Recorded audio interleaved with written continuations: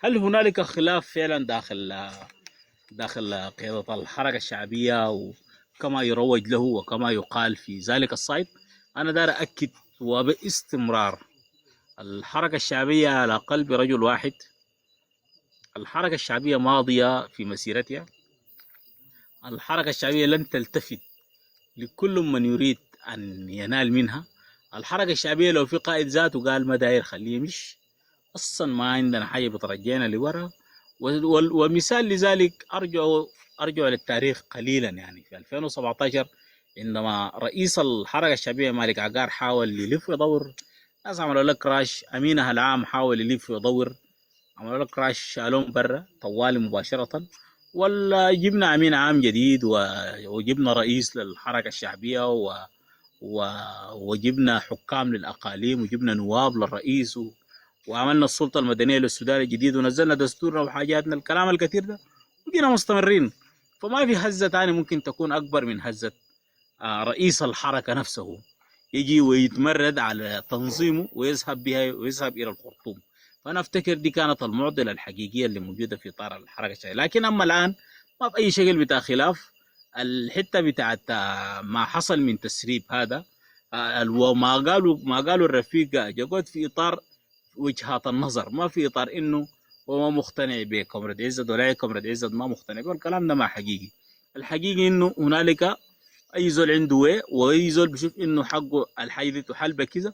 وده كان في اطار الاجتماعات الداخليه الخاصه بالحركه الشعبيه، وفي اطار طرحنا الداخلي الخاص بنا في اجتماعاتنا الخاصه في بيخصنا نحن كحركه شعبيه. ده ما حاجه للبوبليك، ما كان حاجه للعامه، ما كان حاجه لكل الناس. لكن طبعا في النهايه ابو اعداء الحركه الشعبيه والخونه انهم وكيزان انهم ان يبثوا هذا السم الزعاف وان يشيلوا هذا الشريط ويقوم يتم توزيع هذا التسجيل الصوتي وعشان ينالوا به من الحركه الشعبيه والرفاق في الحركه الشعبيه. لكن انا باكد لكم نحن على قلب رجل واحد، نحن منطلقين وماشيين للامام، نحن موحدين في اطار قيادتنا موحده، في اطار طرحها، في اطار رؤيتها، في اطار اجتماعاتها.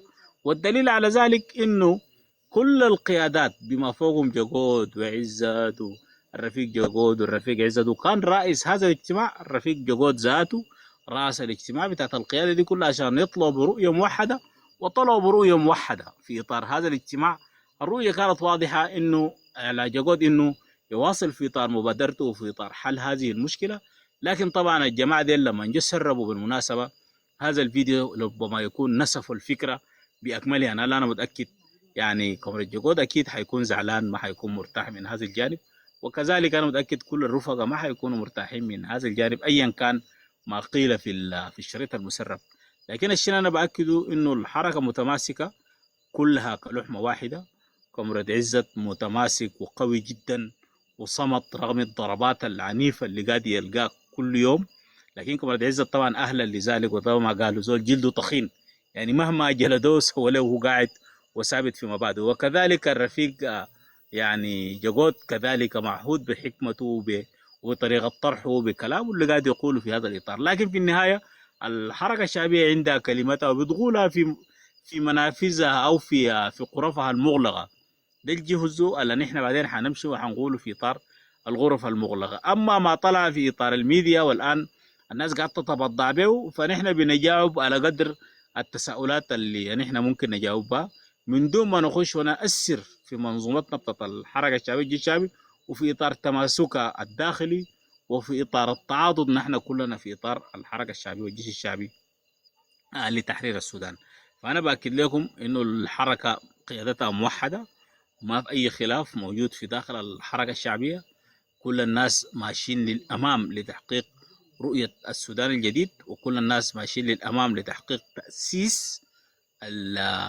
تأسيس الدولة السودانية. وفعلا نحن الآن أرفدنا بكل رفاقنا القيادات الآن، الوزراء الموجودين في تأسيس والموجودين في المجالس التشريعية، المجلس التشريعي الإقليمي وكل المجالس الآن وكل المفوضيات.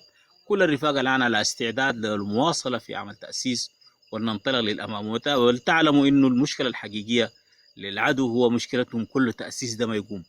والعقل المدبر دي الحركة الشعبية. عشان كده الآن حاولوا أن يقيموا صراعات شتى ويدفعوا كل ما يؤتي من قوة ومن مال من أجل زعزعة واستقرار الحركة الشعبية والجيش الشعبي لتحرير السودان. فالجزء اللي أنا بأكد لكم إنه الحركة موحدة بكل الرفاق على قلب رجل واحد.